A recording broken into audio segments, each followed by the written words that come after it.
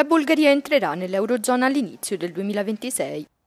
Il paese ha cercato di passare all'euro dalla sua moneta attuale, il lev, da quando ha aderito all'Unione Europea nel 2007, ma i progressi sono rimasti bloccati a causa dell'inflazione persistente e dei disordini politici. Ma ora la Commissione Europea e la Banca Centrale Europea hanno firmato l'adesione di Sofia.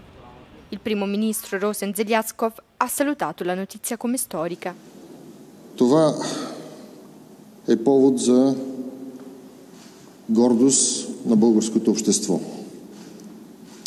Общество, което от края на 90-те години пое по един мечтан за поколения българи път да бъде част от Съюза на свободните и развити европейски държави, който път беше увенчан с успех през 2005 година, ефективно от 2007 година, от когато сме член на Съюза, път, който мина през много трудности, през финансова, банкова, но българите неотклонно, търпеливо, с много труд и усърдие, много лишения, успяха да извоюват това, което други държави не успяха.